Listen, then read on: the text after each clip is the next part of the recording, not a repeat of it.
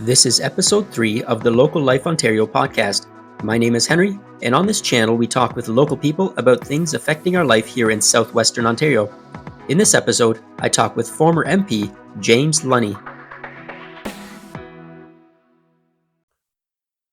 Thanks everyone for tuning in to this podcast again, Local Life Ontario. My name is Henry Braun, and today I have a guest with me. His name is James Lunney, and I just met James a few days ago. I think it was Thursday was I at your house? So James was previously an MP from British Columbia and served in Parliament for 15 years. Is that correct? Now he's also been involved in other things as well, besides politics. But for the purpose of this video today, we want to focus on the political side and especially to learn a little bit more about how politics work here in Canada to gain a better understanding of how things work so that we can hopefully make an impact in our local regions. And so, James, thanks for coming. Pleasure. So what I'm going to do to start off, I'm going to very briefly, in about 1 minute, give everybody your life story. And then... Okay, good start. And then, after I've done that, then you're going to tell me that I got it all wrong. So let's see. So from our discussion, so on Thursday we met and then we talked about a lot of different things, but I think I recall you saying that your hometown might have been originally Manitoba, but at some point then you moved to Ontario, which is where we are now, but you moved to the Kitchener area, and in Kitchener you've also been a chiropractor and worked in healthcare then for a number of years, and eventually though you moved to British Columbia, and there somehow got involved in politics. I don't know actually if you did also chiropractic work there as well or not. 10 years. 10 years as well? 10 years on the island after 15 in Kitchener. Okay, and then eventually you got into politics while you were over there and served for 15 years in Parliament in Ottawa. And now 2 years ago, you and your wife moved back here to Ontario, but a different area. And so, was that about right? Well, very, very brief. I had 5 years in Ottawa before COVID hit, actually, when I retired from the island. After a couple of years, we made the move back to Ottawa because we used to travel for a bit internationally. And Ottawa's got a good airport that connects, with Toronto or Montreal, depending where you're flying, Okay, and I've only been to Ottawa once in my life, and that was a long time ago, and it was just, a friend of mine was a truck driver, and he invited me on a trucking run, and he went to Ottawa. I think it was just barely in Ottawa a little bit to pick up something, I think is what it was. And so that's all I know about Ottawa. That little bit looked nice. That's a start. Yeah. So you said, okay, from British Columbia, then you went to Ottawa first 5 years before coming to this area. That's right. So did you previously know somebody from the area that we're in right now? Or was this just a new area you decided, hey, you know what, let's... Yeah, well, first of all, I practice in Kitchener, and I've got lots of people that I still know from that era. Some of them are getting a little older, though. Yeah. Not as if I'm not. But my son actually moved to this area. Okay, right. And so we moved here to be closer to my son. Okay, and so you do know somebody now from this area. Yeah. So your son's here. Now that we've been here a couple of years, we're starting. We're into our third year now. We're getting to know more local people, and so it also makes us feel more part of the community. I love this area, by the way. So I grew up in Manitoba. Winnipeg was the capital city, and I grew up in Winnipeg. But I came east to chiropractic college in Toronto. And anyway, and then I ended up taking a practice in Kitchener, 15 years, and then I sold that practice, and Helen and I moved to British Columbia, where I practiced 10 years before getting mixed up in federal politics and getting elected. 9,000 square kilometer riding, beautiful part of Canada. So you got to make it out there one day to check it out. Well, I want to. My dad was actually born in British Columbia. I've never been there, though, but he was born in a place, I think it was called Burns Lake, if I'm not mistaken. Does that sound familiar to you, Burns Lake? Yeah, Burns Lake would be northern British Columbia. Okay. Yeah, just, Prince Rupert is nearby. Okay. And, of course, my practice was on Vancouver Island, which is an hour and a half by ferry, and 20 minutes by float plane to Vancouver. But it was a beautiful part of Canada. Yeah. Yeah, I mean, whenever I see pictures or even people talk about it, I know my dad has talked about it before too, and says it's really nice. So yeah, he was born there, grew up as a kid there, but when he was still young, they moved. So we But appreciate being near Lake Erie hmm because we had water. The Strait of Georgia on the east side and the Pacific Ocean on the west. hmm Beautiful national park there. But I grew up in Winnipeg, where everything's flat, and the joke in Manitoba is if your dog runs away, you can see him going for 3 days. yeah, that's what I remember hearing that too. I've been to Manitoba before, a couple, I think 2 times altogether, maybe just for visiting. I haven't been to Saskatchewan. I haven't been further west than Manitoba though, actually, and I've just been close to the border to by Steinbach and Winkler area, Hmm. and oh, one time I flew in, so I would have been in Winnipeg. I flew into Winnipeg, but then went south to these other places. But yeah, it is very flat there. That's for sure. Not a whole lot of hills going on. So when I moved to Ontario, I said, "Wow, look at these hills! Yeah. The rolling hills and the farmland. It's beautiful if you like rural areas." So how old were you then when you moved to Ontario? Were you married at that point? Were you not, or No, no, I wasn't married. Graduated from the University of Manitoba, Bachelor of okay? Science in zoology and chemistry. Hmm. And then, of course, I had applied to chiropractic college, which was in Toronto. So I came east for those 4 years and then took a position to practice in Kitchener. Okay. But the whole region is, the farm country is beautiful down here. Mm. And this area in particular, being closer to the water, Yeah. is something in our blood a bit. And I've been gone for, or I was gone for 14 years. I'm born and raised here as well, right in this area, right Mm-hmm. where we're here now. My parents still live 2 minutes away, actually, so I'm almost back where I started. But when I was years old, then I moved to Mexico and was there for 14 years, and now just over a year ago, moved back here. Mm-hmm. You were talking about how nice this area is, and I remember just telling my wife and coming here, and during the summertime, and saying, Ontario is like just one big park. Like that's what I feel like. It's so nice. There's like so many parks everywhere. So much vegetation. Overall, it's just it looks so beautiful. So much water and lakes and rivers, and Mm-hmm. it's like wow, this is a beautiful place here. And the ravines. Yeah. The ravines divide the communities a little bit, which hmm gives you more terrain. This is the largest in Ontario, let's just say in southern Ontario, contiguous forest because of the ravines. So for certain species, they get to travel the ravines, and it's really extraordinary. And it's nice. You can have for people like living in rural areas, you get a little more privacy here, and of Yeah. course the communities are there's well, there are a lot of normal people here. In Yeah. Ottawa, it's a little strange as a political town, but it's Okay. beautiful. Everybody should visit there because the National Capital Commission. It is Mm. our national capital, and a Yeah. lot of tax money goes into buildings and museums and parks, and the Rideau Canal you can skate on in the winter Yeah. most years. Well, now that I think about it, we'll see if I can make it down there all of a sudden one day this summer, or maybe a field trip for our family, for the kids. That'd be nice. We'll Yeah, there's see. lots to see That'd there. be nice. So I guess altogether it would be around 25 years then that you said you were in you were a chiropractor, Yes, and in so in two the healthcare provinces. in healthcare industry, and then you got kind of you shifted over to the political world and became NP after all of that. So did that just happen by accident? All of a sudden, accidentally, you're a member of parliament. Well, I was concerned about healthcare, Okay. but I practiced sort of as a chiropractor, naturopath. Where, by the way, the first naturopathic college in Canada was actually in Kitchener. Okay. Yeah, the former Benton Street Art Gallery there. Anyway, that was the very small, but the first naturopathic college, and half of the people that started the naturopathic college in Canada were chiropractors. Hmm. And I wanted to know as much as I could about these human bodies. So that's my passion, is to see people live well till they die.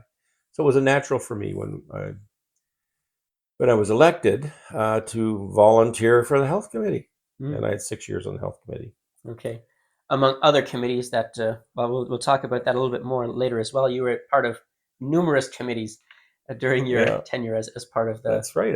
Foreign government. affairs. Yeah. I'm interested in foreign affairs, hmm and the environment committee. I'm interested in the environment, and national defense. So different times I served on those committees full time, which allowed me to go to Afghanistan on the defense committee while the war was going on. It was fascinating to be there.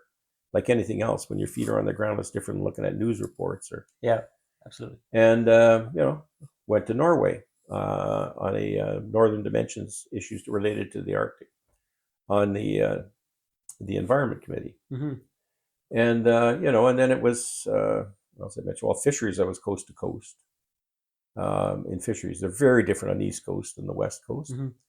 But I stayed on because it's very important in the area I represented. Fisheries are huge issues. But after 6 years in Parliament and serving on both health and fisheries committees, I traveled coast to coast on the fisheries issue. So I knew everything I needed to know on the fisheries issue to represent my community. Mm-hmm. And then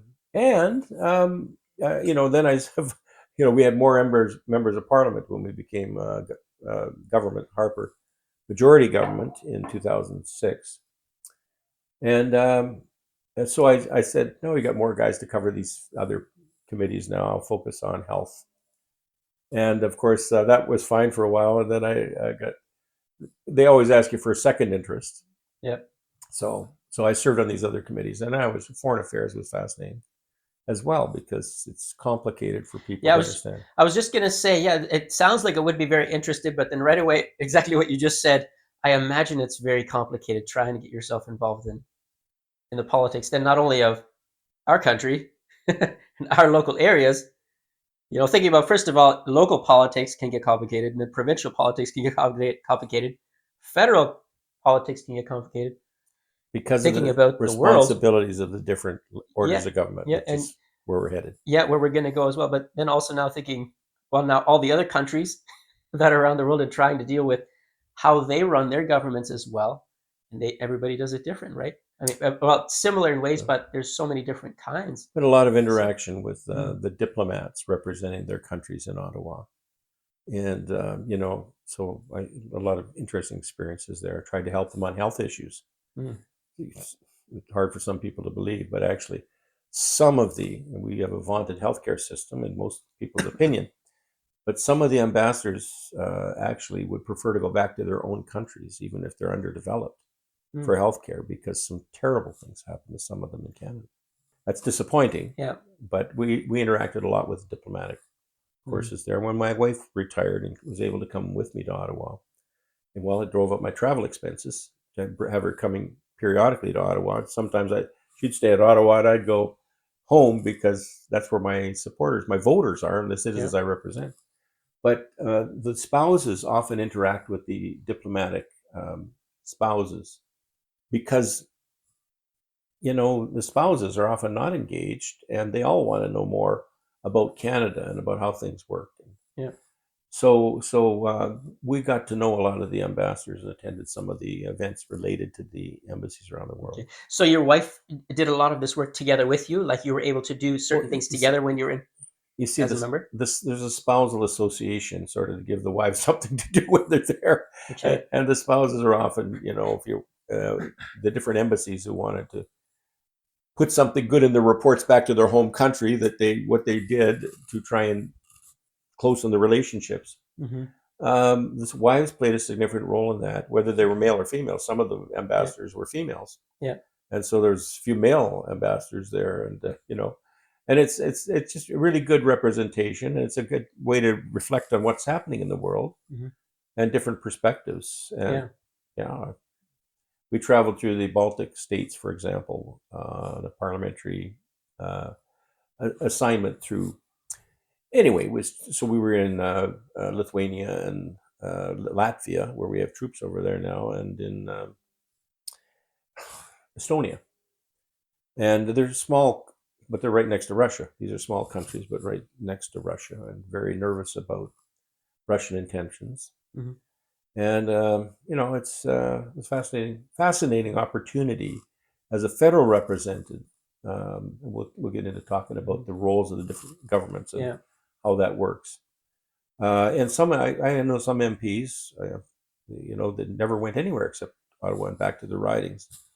But I think it's a missed opportunity if you don't take advantage of possibilities to visit different nations. Yeah.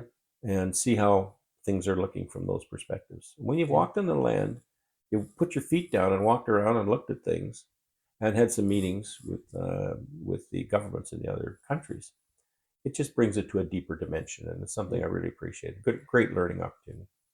Personal always experience always trumps like secondhand or when you're just watching it or seeing pictures or reading reports, right? Like if you can actually, or even conversations like this, um, it's always more meaningful and impactful if I can talk to you, you know, about experiences that you've had rather than just reading a report. Like I could read reports probably about all kinds of stuff, and it'll be interesting to a degree, but then to have an actual interaction with a person is right away is more impactful. In the same way, I guess it is if you're going to a country, you can read about all kinds of stuff and you think you know what's going there.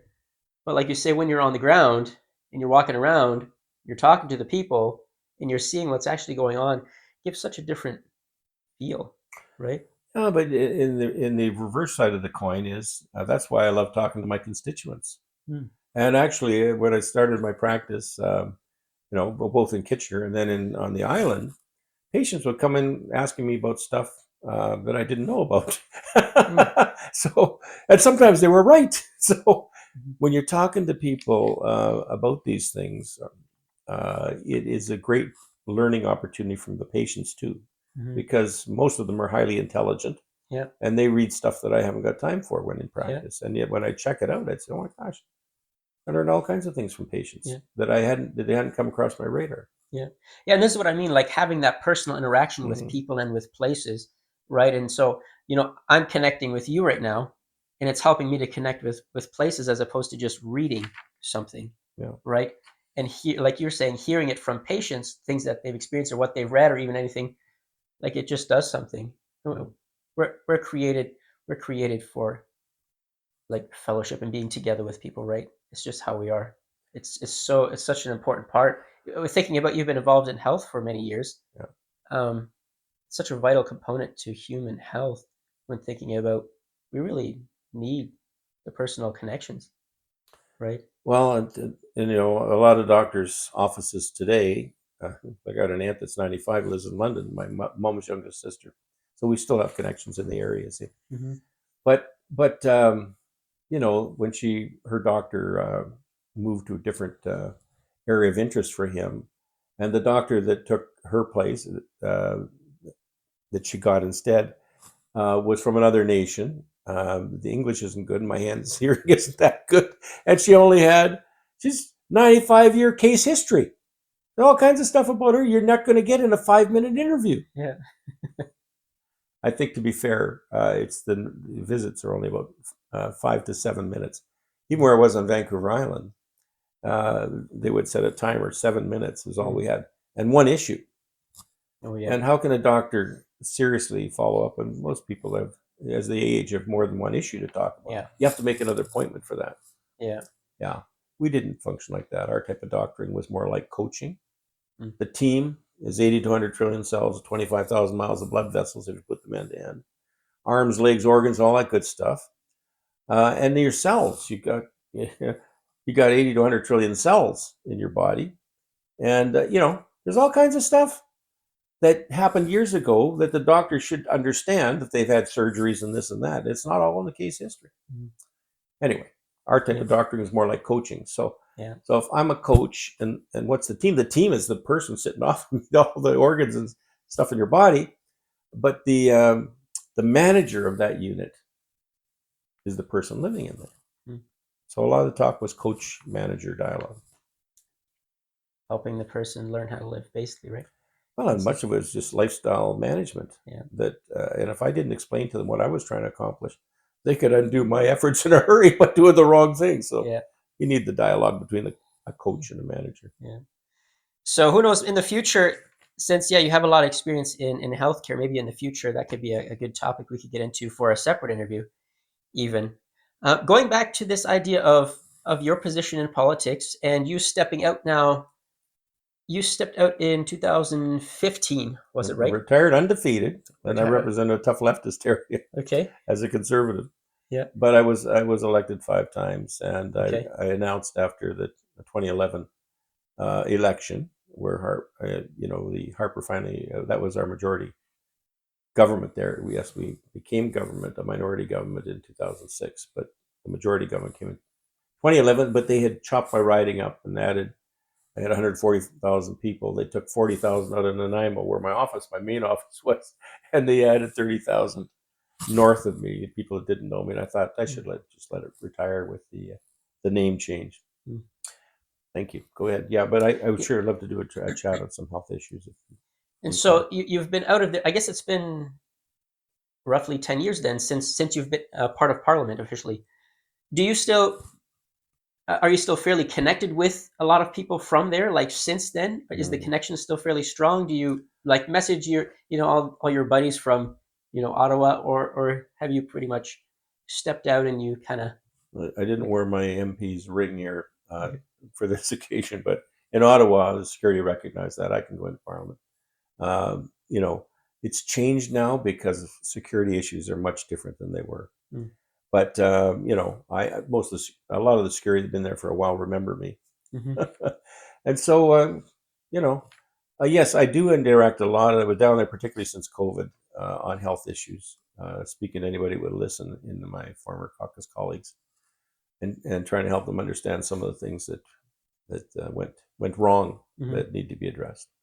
Okay. So most of well, I can go have access to the lobby and go walk in there and sit down, chat with them there.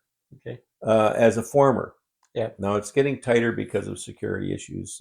It's very unfortunate that there's a lot of distrust now Mm-hmm. with foreign interference and so on. That was, I suppose, the potential was always there, but it certainly wasn't what we've seen in the last 4 years, 5 years. Mm.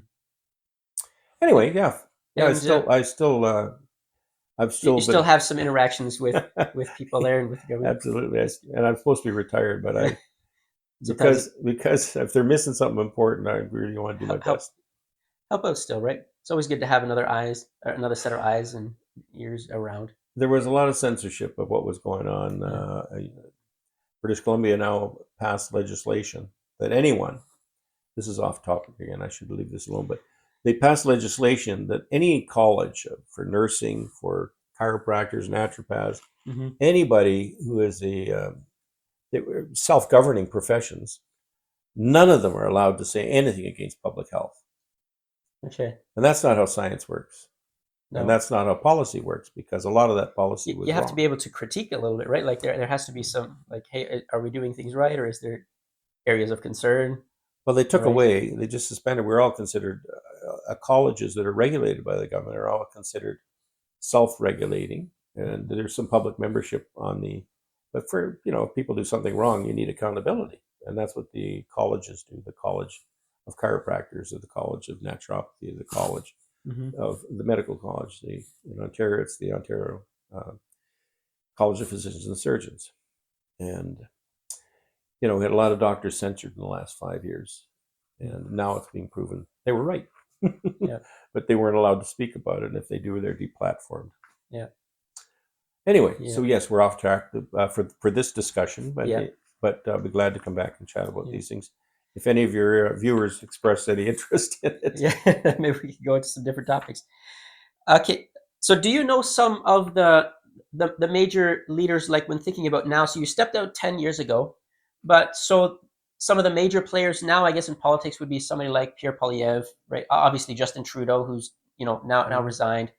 You have like Jagmeet Singh, and Mark Carney, I guess, who just stepped in as part of the liberal leadership. Yeah. So are these people also that you had a fair amount of interaction with during your time there, or not with Mark Carney. I mean, I passed him on the trail in Ottawa. I was walking with my buddy MPs, and he was going the other way. So he seemed to recognize me. He said hello, but I never had any interaction directly with Mark Carney.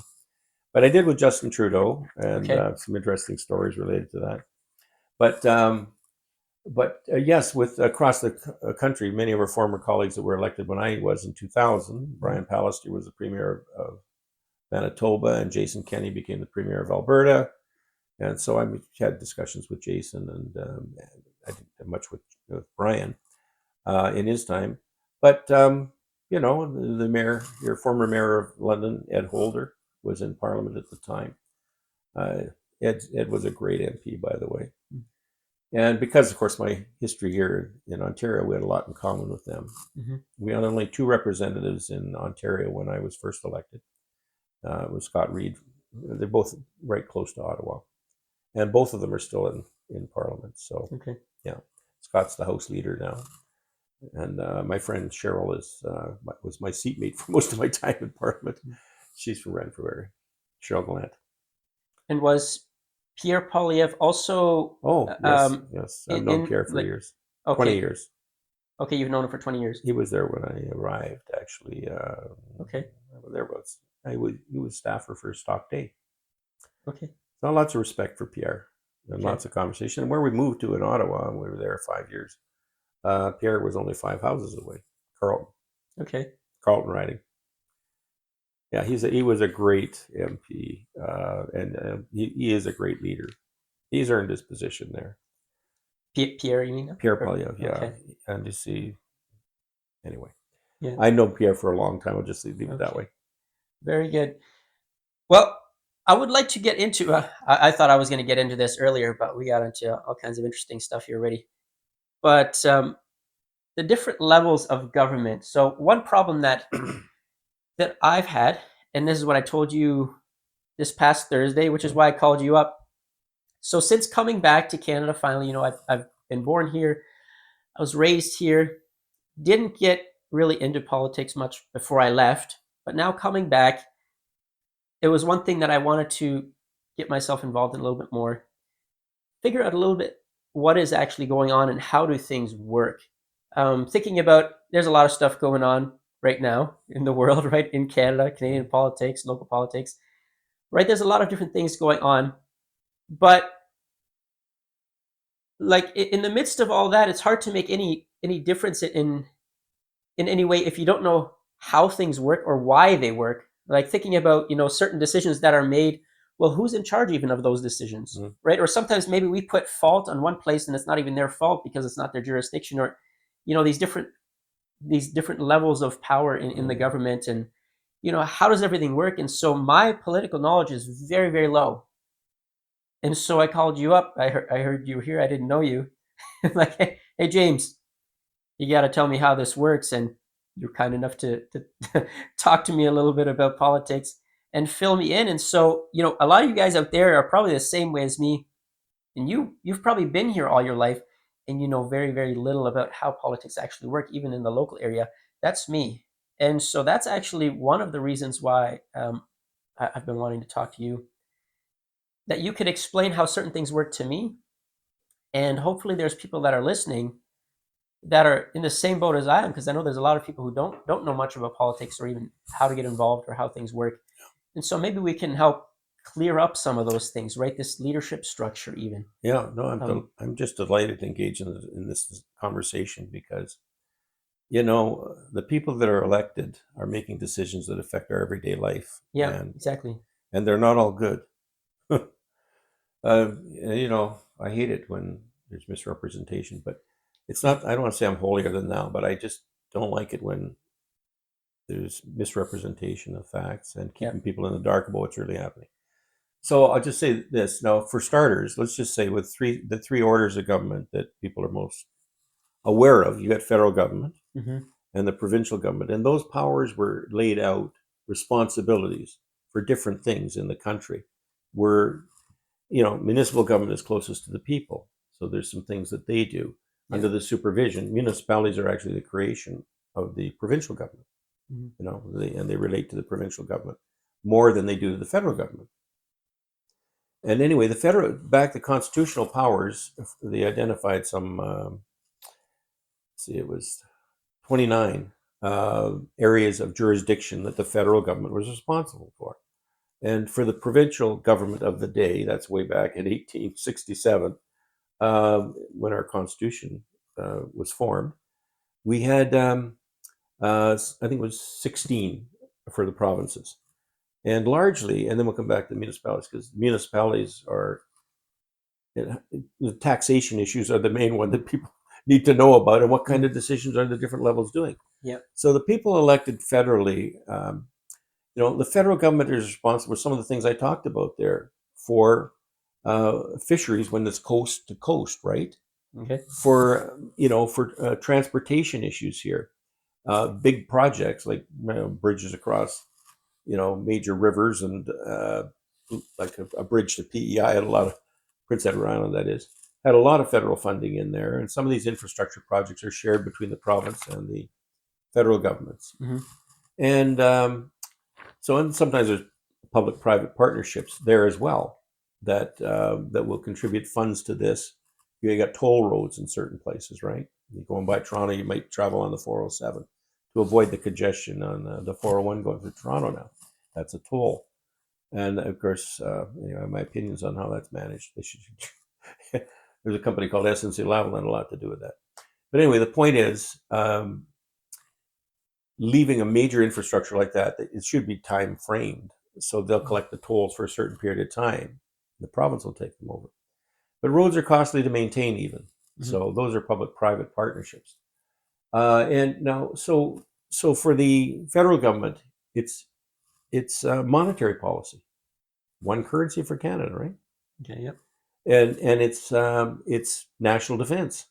If there's an external threat, I mean, we need a military presence. Everybody's together doing that, yeah. Yes, and of course, some of these files haven't been famously well managed because equipment and a lot of equipment has been shipped to different parts of the country, the world, that our own forces have very little to defend us. We got the second largest country in the world, 10 million square miles. That's big. Mm-hmm. And we need to have our own defenses, or we had a neighbor with the longest undefended border in the United States, and they have the strongest military presence in the world. And we've over-relied on that, which leaves us very vulnerable for the kind of situation we're working in now, economically. And now there's tariff issues have developed because our GDP has dropped so much. I'm going beyond the simplicity required here to a current commentary. But so the federal government has those things, national parks, where large pieces of land are required for parks. New Brunswick's got beautiful parks. There's some federal parks. They're in the Bay of Fundy with the largest tides in the world. And out on my coast, we had the Pacific Rim National Park, which is a federal park, and it's like 20 kilometers of beautiful sandy beaches. And the tides on the east side of the island, Vancouver Island, give the beautiful warm sandy beaches because the water goes out a long way in the Georgia Strait, Strait of Georgia, now called the Salish Sea, after one of the First Nations groups. But I better have a little drink here. But it's beautiful water for children. Mm-hmm. So if you get a chance to take your kids out there, because the tide goes out like 400 meters, leaving lots of beach. Yeah. And the sun warms it, even as the day gets later. You'd think the water would get colder, but no, the sand keeps warming that water. As the tide comes in, then it warms the water and great little tide pools for kids to play in. Yeah. So. Okay, so we got things like parks, fisheries, for example. We got the military is federal. Certain national infrastructure projects, like the Trans-Canada Highway is heavily invested by the federal government in cooperation with the provincial government. Mm-hmm. And so military and foreign affairs.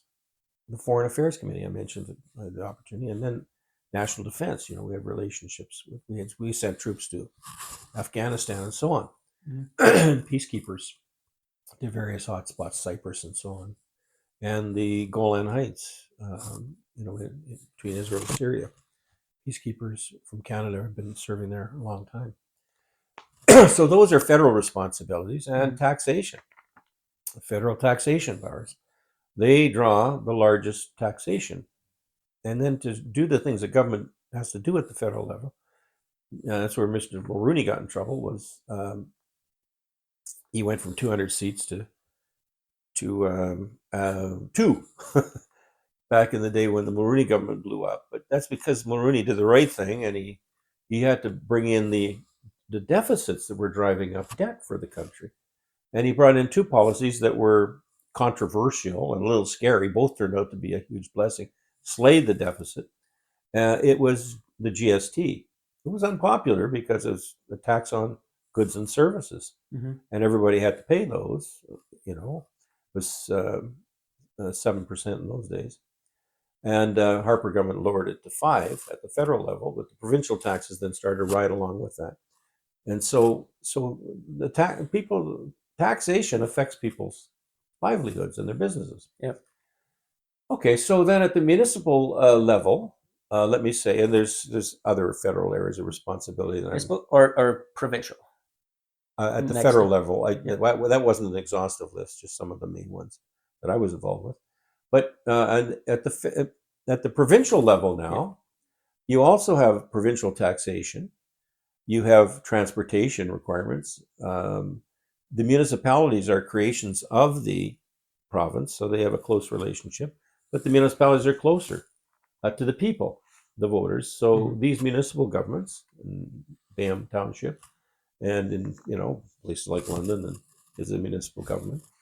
You know, they have responsibilities for local parks and for lots of parks scattered in small parks and communities where they're building a suburb or something, parks and stuff like that.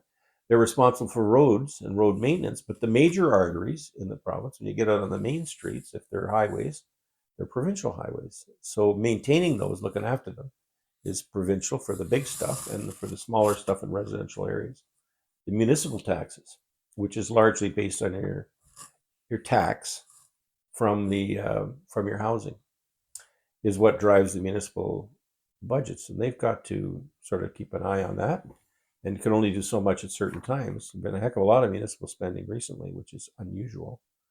It's almost like they're encouraged that they're not going to have to repay those. Okay, so the tax for the housing, like the property taxes, Yeah. That's what the municipalities use. That's the funding that they get to use for local projects. Exactly. Okay. They're closer to the people, and most of you would know your municipal government people. You may not know, but you should know your provincial representative because they're making decisions too on education and so on. Okay, that's the provincial. Provincial is responsible for education, not the feds. Okay, not the feds. Yeah. Okay, the provincial. So right now, then, so Doug Ford and well, he would be the leader then of Ontario, for example. Yes. So he's the leader of all these decisions. Yeah, education. So you had a Liberal government before that for 2 different leaders, with Dalton McGuinty and then Kathleen Wynne, and they made some decisions which should be concerned about with electric vehicles, for example. For example, they draw a lot of power. Some of the homes in this area only have 100 amp service because, if you've got natural gas, for example, all you need is keep that furnace going if the gas is flowing. And they may drop to 80 amps of power. So you can't use the dryer or the air conditioner when that's on, or you're going to shut down the circuit breaker. They're not supposed to install them without 200 amp service, but some citizens want to do that. And anyway, the electric vehicles are another issue, but they draw a lot of power.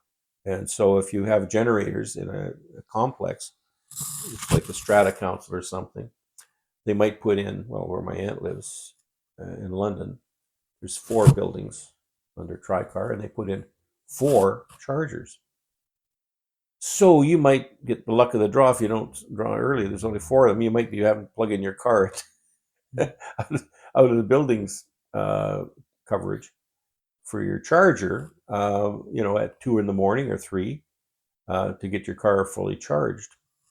And I think I'm not a big fan of the electric vehicles unless you're only, staying in a very small region. My truck has been across Canada from coast to coast, from Vancouver Island to Newfoundland, the extremities of Newfoundland, and then from Ottawa back to the island numerous times because we're still connected people there.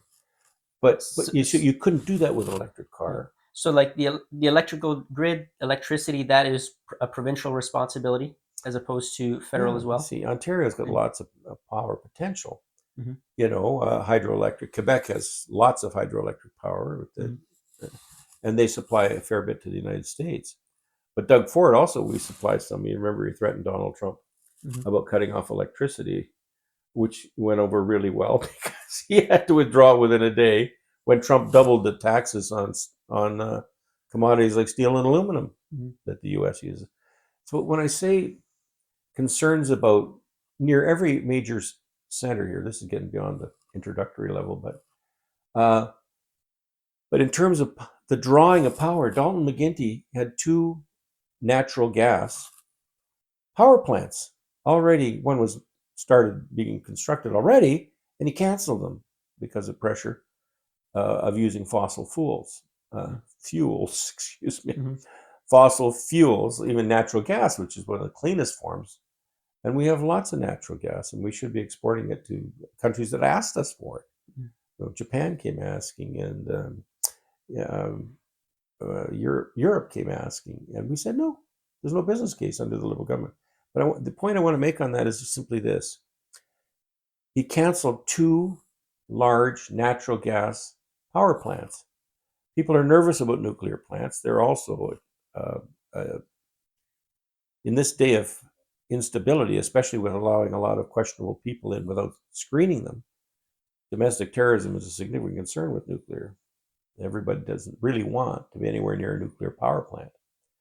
And so natural gas was a natural, pardon the pun, and yet with canceling that, when they're building all around this urban intensification, they're not providing more electricity. And that is a formula for brownouts and blackouts. They're building infilling in the rural area, and that's going to, in the urban areas, and that is going to have an enormous impact if we don't get our act together and increase the power supply with natural resources. And we're one of the most richest countries with natural resources in the world.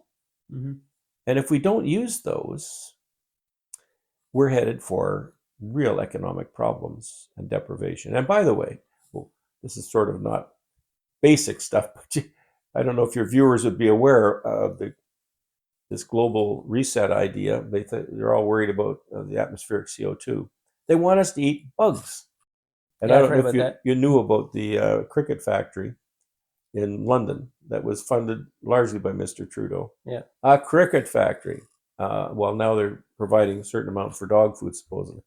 But crickets have a hard coat called chitin, and they're beetles. And it's actually not a joke, but they just have to lay off. And in my opinion, that's a very good thing. I'm not inclined to want to eat. We're in an area of beef production and dairy production and chicken production. By the way, chickens are eggs are one of the best sources of natural sources of vitamin D, by the way, the egg yolks. So they don't want people to eat egg yolks. They're killing a lot of chickens based on a few testing positive.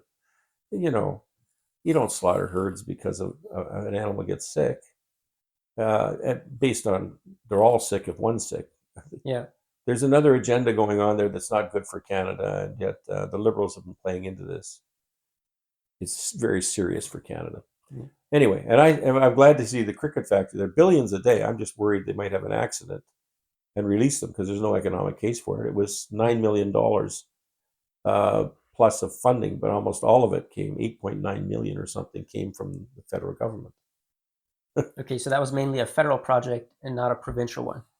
Yeah, exactly. It's because they want us to eat bugs. And I'm not keen for bugs myself. Yeah. So going back to the responsibilities of these different government levels, though, so back to provincial. So energy is something that provinces are responsible for, and education, the provinces are responsible for. What are other responsibilities of the provincial? Well, education, and see, yeah. And there's a lot of people are homeschooling because they don't agree with policies in education under the Liberal government.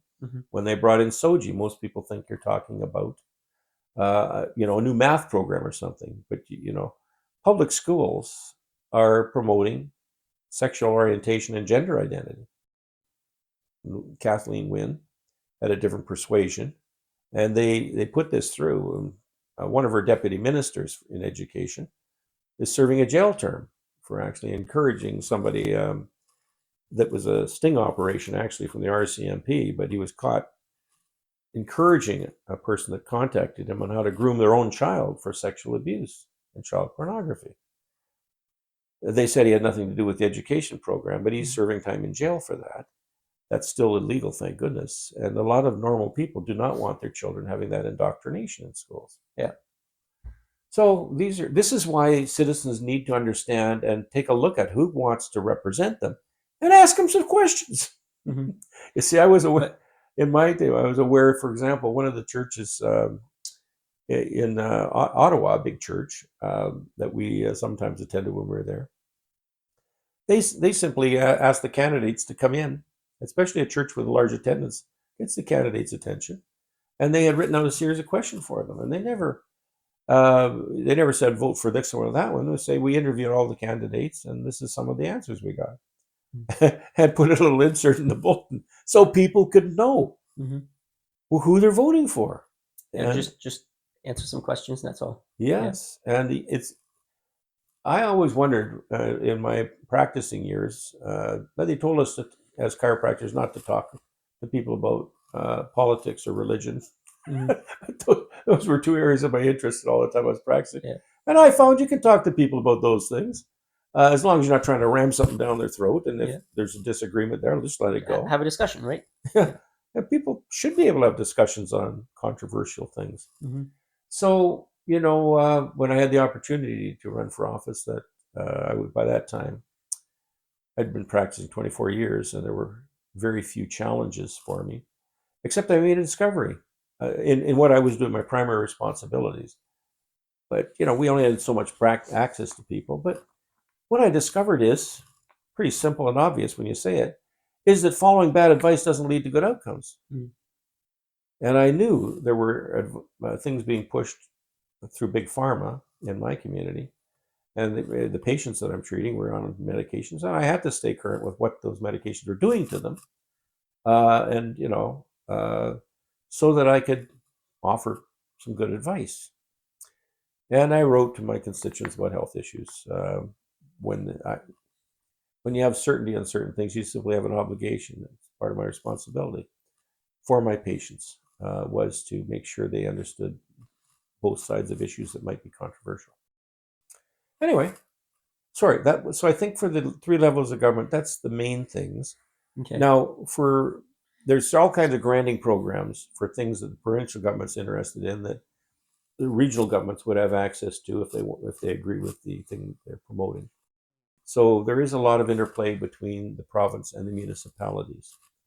And but the federal issues are important too, especially taxation. Yeah. Because taxes are going up tremendously. And so education, for example, so you said that was a provincial aspect that's mainly looked over by the province. And so Ontario could have a different education system overall than, let's say, Saskatchewan or Manitoba or Alberta or any of the other provinces. Like that's something that they choose. Yeah. And how you interact on policing issues. We have the RCMP, who are used by many municipalities. But you have the Ontario Provincial Police. So that's a choice of the province to have their own police force. One thing that I had been confused about, and I know on Thursday we had discussed it, but I had been confused about, the federal government and the provincial government and who's who now. And so, maybe for a lot of people listening, it sounds silly. And I was wondering, well, what's the MPP and what's the MP and who's who and what's what, right? Because I thought we just had, some elections a little while back, and that Andrew Lawton, for example, was a representative. Yep. Okay, and then now just a little while ago, there was another election, right? And now I wasn't seeing Andrew Lawton's name anywhere, and there was, I remember, for the Conservatives, for example, like Rob Flack, and there was some other people. And so I was really confused, like, what's going on? Why is Andrew nowhere? I couldn't figure out how these tiers of government worked. And like I say, and I'm assuming I'm probably not the only one who didn't know how that worked, but it had to do with the fact that one was working for the federal government and one is for the provincial government. And those are kind of separate entities. Yeah, so Robert Flack is Yeah. a PC party in Ontario, Mm-hmm.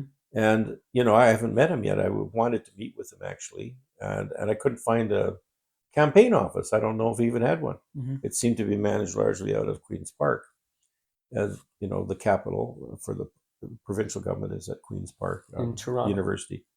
University Avenue there in downtown Toronto. So that's where the legislature meets.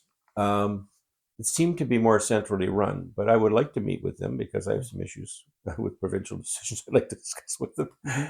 And I haven't had the opportunity. I just haven't. It didn't take time to find him Mm-hmm. during the campaign. I assumed he would have a campaign. I had 3 campaign offices in my riding because we're 9,000 square kilometers, and the main one was on the east side of the island. Sorry, and my MP's office was in Nanaimo, but my campaign office, the main one, was in one of the coastal villages on the east side of the island. But I soon discovered that mountain, just about 12 kilometers from my house, my hard little hobby farm, as the crow flies, was the divide between the west coast communities. Port Alberni is the largest community there, about the size of Tillsonburg, and about 19,000. And there was quite a divide across the riding. So I opened a second office there, and I ended up with one of the. Sorry, but during the election, I opened a second parliamentary office there. But you can't use your parliamentary taxpayer-funded office as a campaign office. It's just not right. It's a conflict of interest. Taxpayers shouldn't be paying. For the man who was the MP is now a candidate to be reelected. We have to reapply for our job. Yeah. But every 4 years minimally. Yeah. So going back though to this area, so Rob Flack, then he's part of the provincial government, Yes. and that would then be under Doug Ford, Doug then Ford. now seen as they're the leaders of Ontario. So you have the Conservatives in the provincial government, which then Doug Ford is the leader now, and that is in Toronto. That's the base. Yeah. And the federal government, though, is separate. So the Conservative government, for example, in the federal government is a different conservative group than the provincial one. And there's a bit of separation there, right? So speak to that separation a little bit. Like, are they not connected at all? Or are they connected in some level? Or how do those... There's a lot of things we would agree with. It's a different, where there's conservative government. Mm-hmm. Usually it's easier to work with a conservative government. Mm-hmm. But you work with whatever government there is in any province. Mm-hmm. And remember, I kind of missed that we have 3 territorial governments as well. We call them premiers, right? So it's Premier Doug Ford, Prime Minister Justin Trudeau till recently, last week, when Mark Carney, without getting elected by anybody but other than 133,000 Liberals, up, and some of them only 14 years old, while the party disallowed 250,000 so-called Liberal voters, some of them as young as 14, without explaining who they were and why exactly, other than they found some reason. And anyway, the point is, the premiers is what we call a leader of the province, right? And they might be called the elected people, like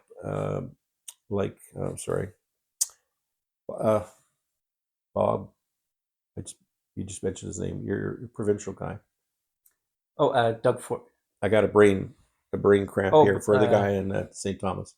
Bob Flack. Yeah, there we go. Now I forgot his name too. Yeah, Bob Flack. Bob Flack. Sorry about that. Anyway, so he is an MPP, a member of the provincial parliament, MPP.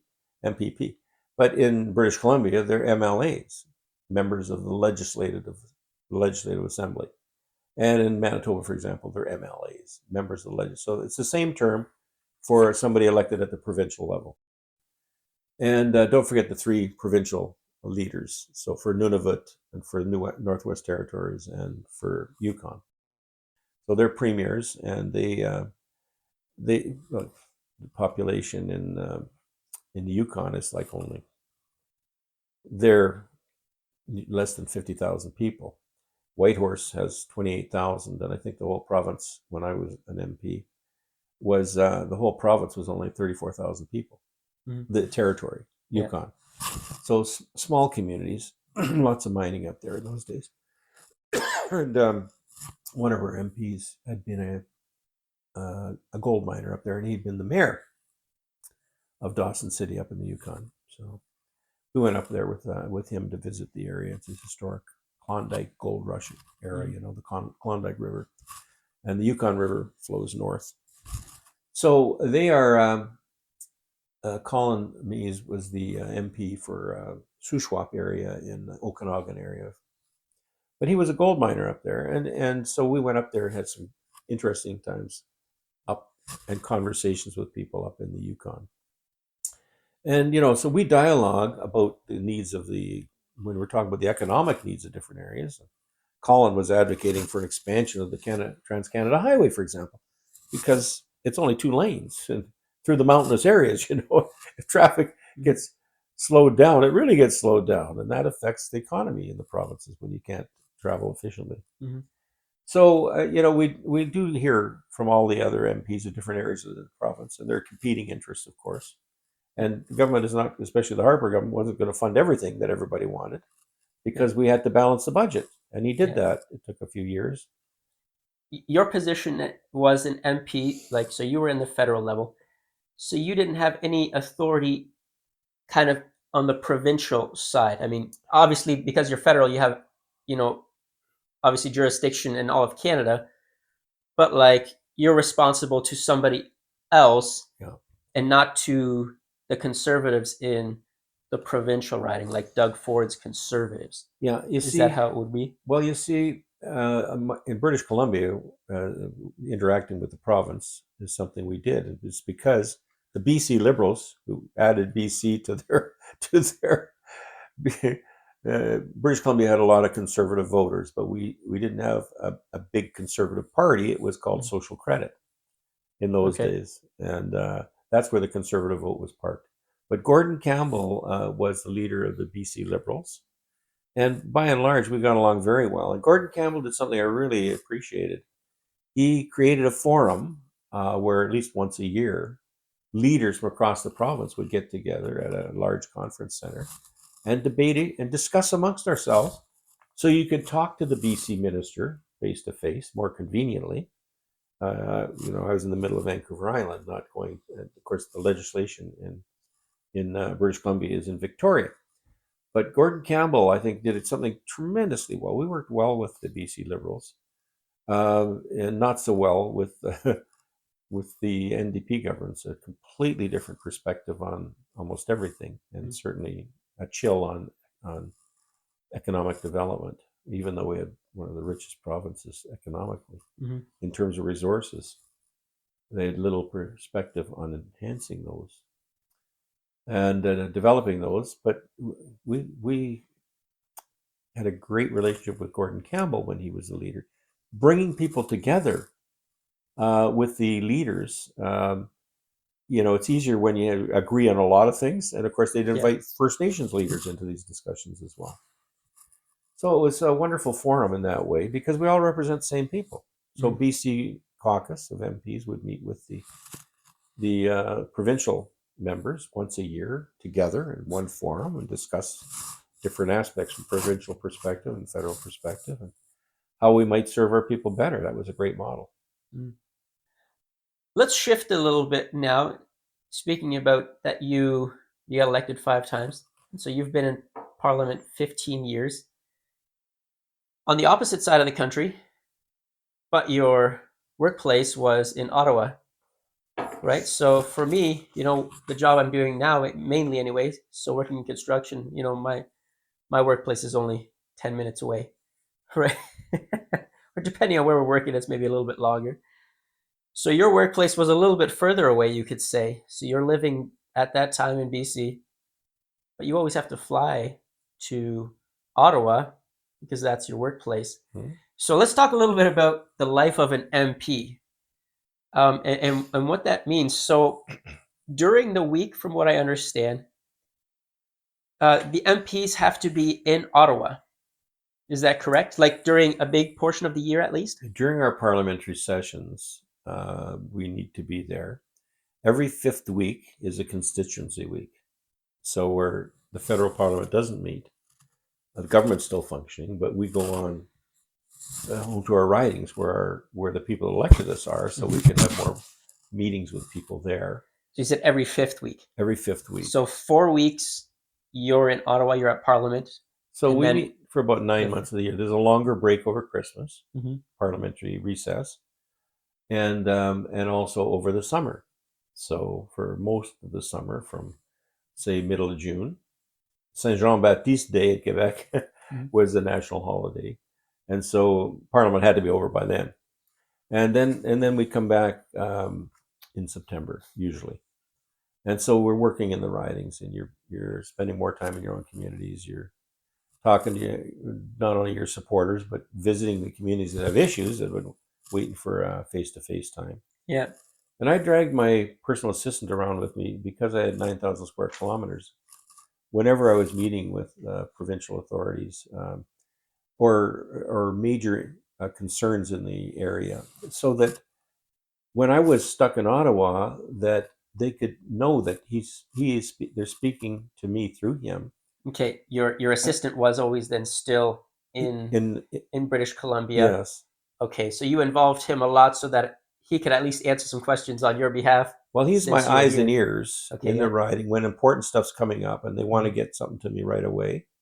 Then that assistant, I wanted the local authorities and the local people that had major issues to feel free to contact him directly, and I would meet with them when I'm back in the riding. Mm-hmm.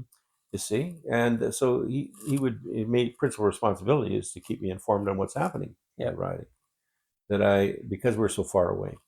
So in terms of the travel, for me, because I'm on Vancouver Island, not just in Vancouver, the Yeah. major airport is Vancouver. It's 5 hours and 40 minutes if you're going. If you're going, sorry, if you're going from, it's 5 hours and 40 minutes if you're flying from Ottawa to Vancouver. In those days, it was 5:40.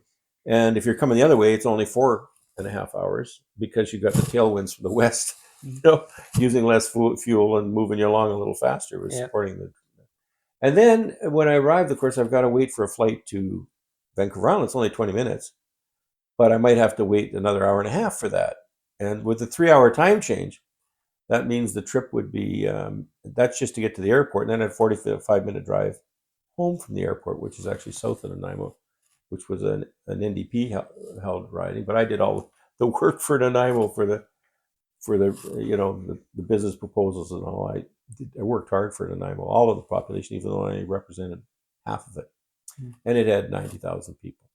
So the point is, you have to manage that 3 hour difference, and so MPs coming from Alberta and British Columbia, especially, and especially Vancouver Island, there were 7 of us in my day. Now there's 8 federally, and anyway, it was a privilege actually to get to know my community the way that as an MP.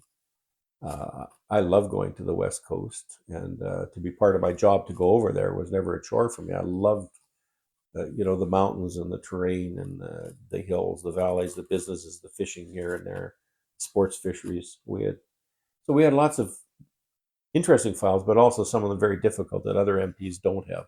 Ontario has a handful of issues. The cities maybe have different ones. But one of the MPs who was in cabinet came out to my riding and he looked at my. Anyway, I just say he met with a number of people where we have complicated issues when he was out there. So I'd get some cabinet ears to hear it a different way when I'm having trouble moving things. And he said, "Oh, James, I wouldn't want to represent a riding like this. Too many issues."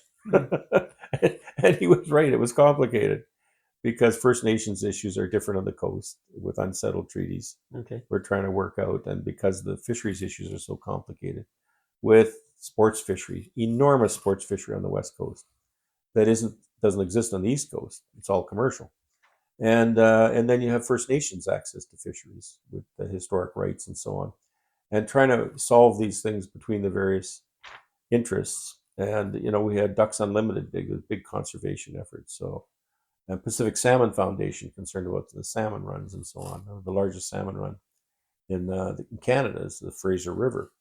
There's a lot of development along the Fraser River, and the First Nations have access to those fisheries as well. So there's always issues to work through. And anyway, it was a fascinating opportunity to get to know my community, and it should be for every MP. But busy is what it sounds like. So Yes. throughout the week, then so you're supposed to be there 5 days a week, I guess. So you fly out on Sunday then, and then fly back Yeah. Yeah. Friday or Saturday, or Yeah. We actually switched airports so I could be closer to the airport. We switched churches so I could be closer to the airport from my church service because okay, I didn't like missing church. And but leaving Ottawa, if you, you, I, yeah, some MPs would take the red eye. A red eye flight is starting to leave at 11 o'clock or something at night. mm. You fly through the night, and you land in Toronto with there weren't any directs to Ottawa at that time of the. If you wanted to get there, you had to stop at Pearson, and then wait to get on a plane. Lots of flights a day, 20 flights maybe a day Mm-hmm. from Pearson Airport in Toronto to Ottawa. And people think, oh, you got those travel privileges. Well, I'll tell you what, my wife had a hard time getting me to go anywhere on our longer stays in the summer. I didn't want to, or Christmas especially, if we had a chance to go away to a sun destination. Uh, I just didn't want to go to this. I'm You're so you're tired of waiting at airports and rearranging flights and you're being held flying up. twice every week then, I guess, all across the country. Like, because Yeah, on Sunday, then after church, so you jump on a flight yeah, Sunday after church, and then head over to this area, and Toronto, usually Friday and going then back. You know, Ottawa, and then and no, it would rarely stay in Ottawa on the weekend unless there was a really good reason to stay there because mhm, the people I represent are 5,000 kilometers away. yeah, And so, you even just shopping, you're going to bump into your constituents. People have questions for you, and they yeah, haven't been able to arrange a meeting. I was talking to them in Costco, or you're talking to them, in the coffee shop locally or the mhm, grocery store. yeah. And it was a privilege, but it was less partisan then than it is now. It was bad enough then, but now it's become, if you're not in my party, you're my enemy. Mm. And it wasn't that way when I was first elected. Yeah, I guess that was one thing I had been wondering as well, which was a question of mine, whether you had noticed that, the politics had changed over the years in your experience, in the fact of, can you actually still get along, or is there just, a lot of contention and arguing, like Well, comparing how things were yeah, to maybe nowadays? it's much worse now. It was bad. And I think if you took the cameras out of the Commons, Mm. it's gotcha kind of stuff, you know, that gets the news clip. And Well, that's interesting that you bring that up, because sometimes I like the only things I ever see really from, what's happening is, and this is what everybody sees, the arguments, and everybody's got the gotcha lines, and it's like, this person said this, and then wow, everybody's laughing, and when everything's going on, it's crazy, and then something else happens, and I'm like, are we just playing games? Like, no, like it seems like we're just playing games now, or I think the parties all got along better before the cameras were there, okay. and that kind of thing wasn't so bad. Hmm. And earlier MPs that had served, before emails were standard, I didn't use hardly anything for email actually before I got elected as chiropractor. Mm-hmm.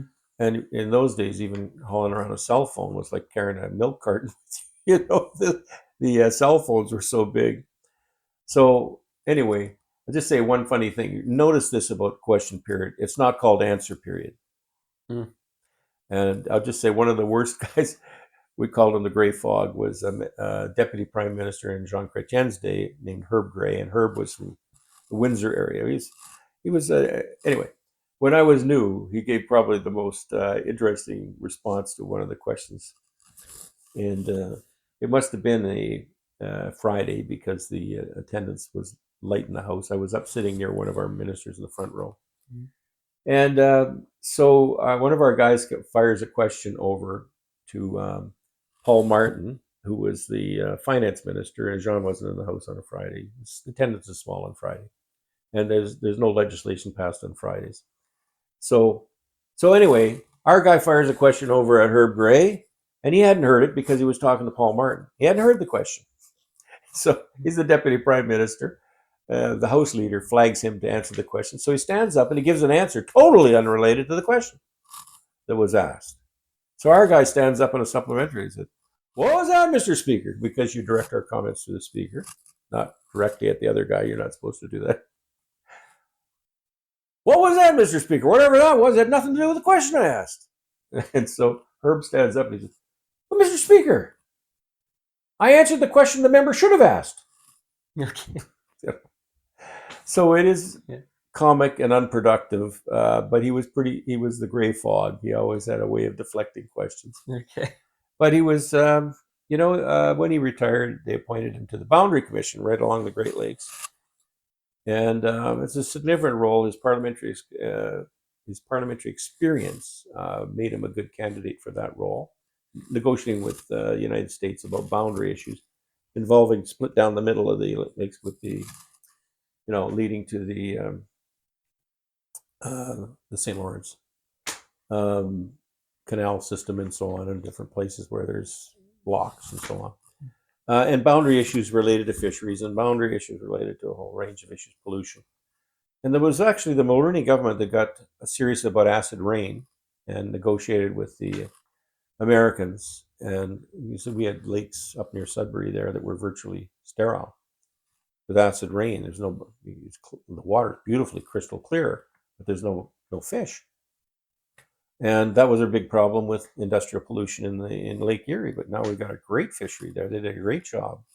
And the Boundary Commission plays a big role in regulating both sides of the border on emissions, where there was a lot of industrial pollutants going up into the atmosphere coming down the rainfall. So we've got a good fishery there in Lake Erie now. They did because of the good work that was done in that area. Mm-hmm. Let's shift gears a little bit to, I don't even know what time it is, but now it's getting... it's 9:30. Okay. We'll quickly have a couple of last points then here. So government has been in prorogation, right? Okay. And that's going to end now soon. And so there's talk about an election, right? Maybe there's going to be an election. Or what does it look like from your eyes? Could it happen at the end of this month or maybe beginning of April? Or I hope it will happen very quickly, because all the leaders, when Mr. Trudeau said he stepped down, but with the qualifier until the party has elected a new leader. You talk about the difference between a constitutional monarchy, which ours is, with the ceremonial role of the Governor General, who represents the Crown in England. It's largely a ceremonial position, but all our legislation is ceremonially approved by the monarch. But the systems work pretty well for us. Now, the Governor General had an option to say to Mr. Trudeau, since all the parties, including the one that's propped them up because they're a minority government, but the NDP had enough seats to prop them up to pass their legislation. If a money bill fails, a budget bill, or involves spending over a period of time, any money bill that failed would be a confidence vote, and that could take us immediately, by definition, into a vote. So the NDP has voted lockstep with the Liberals for these last years. Jagmeet Singh, he said he had torn up the agreement with the Liberals right before Justin Trudeau stepped down. But what's happened now is he seems to have changed his mind because of Donald Trump, which means that if they continue to support the Liberals, Mark Carney, who got elected only by Liberals, is now our Prime Minister. And one of his parting remarks before he jetted off to Europe is that prorogation, by the way, is a legitimate tool, but not when he said he's resigning. It is legal to do that, and it's there've been some people pushing a judicial review of that. But the point is, I'm concerned that Mark Carney might inflate what's happening with. He's not out to solve the problem with Trump. He's using that because the Conservatives were so far ahead in the polling. Over 40% when the Liberals are down at 16 under Justin Trudeau. So he may play that to his advantage, and I'm worried about that. The comment before he left was, are you going to go right into election? He said, well, by November. Could be by November, because technically he could hold on till November, trying to move the yardsticks, which now just today polling came out saying he was 2% ahead, which I don't find believable. But like that Carney was 2% ahead, like of Pierre. Pierre Poilievre, Mm. and I don't believe that's true at all. Okay. It's called push polling, and they did the same thing with Kamala Harris Mm-hmm. in the States. The Democrats, who are the same mindset as our liberals, very much involved in the global agenda. So if we think about that, the NDP is kind of stepping back with their how they were going to push for a vote, right, or push for a. All the party leaders were in They all favor. said, but now they say no because of Donald Trump, like you said, or the different things that are going on. So without the NDP also saying that they want the vote to happen now, they want an election happening now, then an election can't be forced. Then would that be the idea? If they don't lose a confidence measure, the NDP has enough votes to keep them in government. Okay. Even longer than another year if there's an emergency. You saw what happened during the trucker era there, rather than the Emergencies Act. If there's an emergency, he might decide to try and extend his reign because of an emergency. Like Carney then. So it's Carney might try and do that. supposed to end now. Latest should be, the October, November elections, whatever. But if there's an emergency, like you say, or if an emergency is declared for whatever reason, economically, maybe we would say because of things happening, then it could be extended. Is what you're saying? Yeah, and they're they pushing can a narrative that Mm. we need to stand together nationally because of the crisis. Well, that's a crisis of convenience for the Liberals that caused it by driving our GDP so low. We're now the lowest in the G7, where we used to be at the top. Mm-hmm. Well, maybe second to the U.S. It's got an enormously entrepreneurial. The United States promotes entrepreneurism. Mm-hmm. Anyway, so they're at 20.7% GDP growth over the past 10 years, and Liberals have governed for almost all that time in Canada. And we've dropped to 0.5% growth. Over 10 years. Italy is second, with about 12 or 13% growth, which is amazing transformation for Italy. It used to be very low. And then it's probably France is 12 or 13%. So part of the G7, we are right at the bottom. Mm-hmm. And that was caused by their no consideration for taxpayers' money and the squandered money. Mm. And it'll come out sooner or later about what global affairs has been doing. We had foreign affairs all the time I was there, and I was on the foreign affairs committee.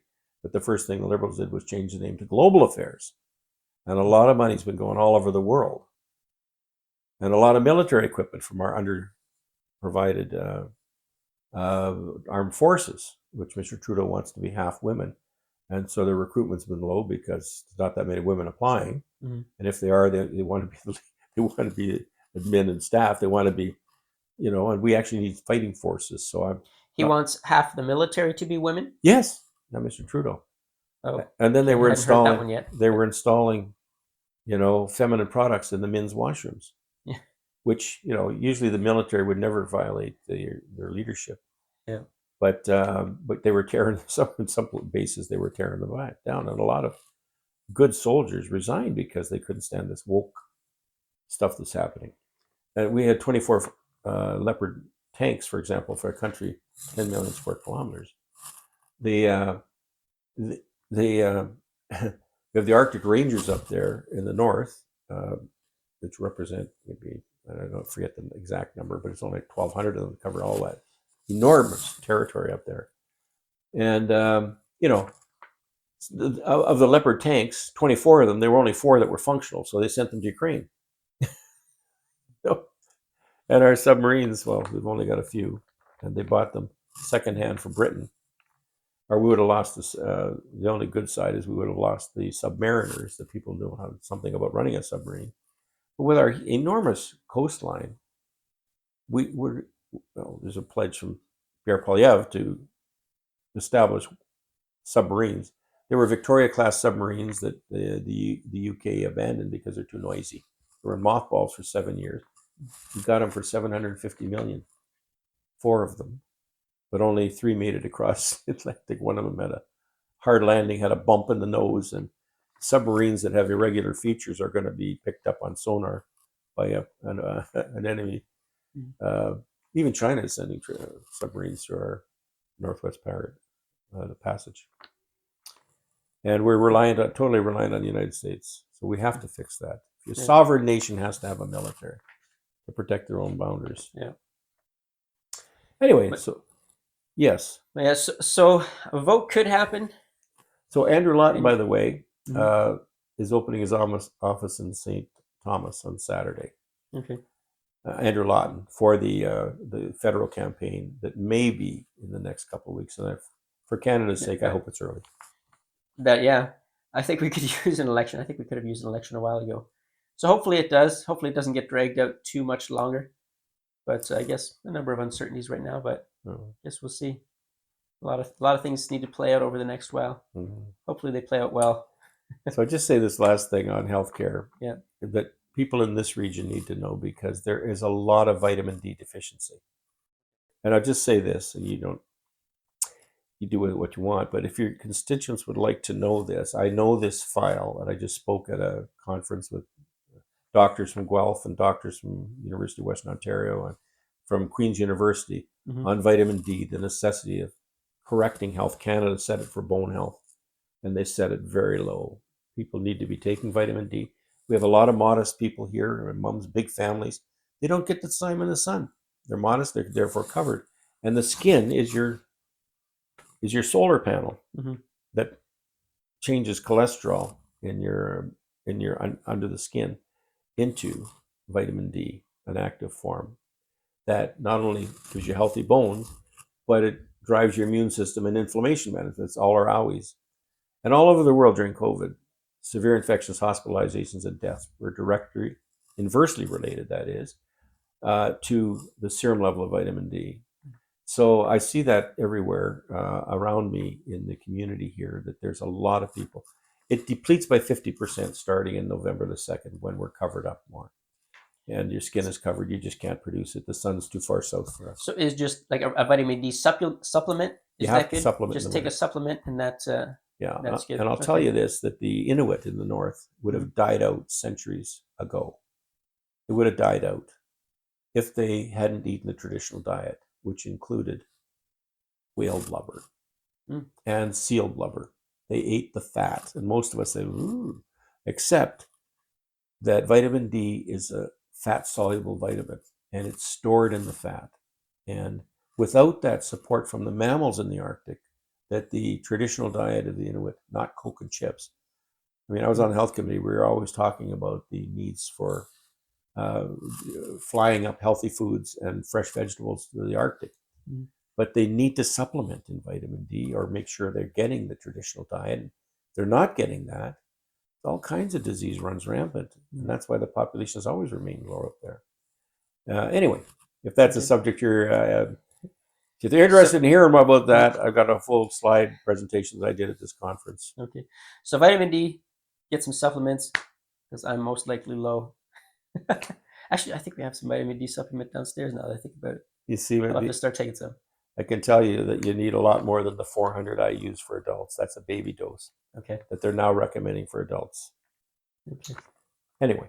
All right. Thank you. Well, thank you very much, James, for joining us for this third episode of Local Life Ontario, and for talking about some of your experiences in politics and also healthcare and some different things that you've been involved in.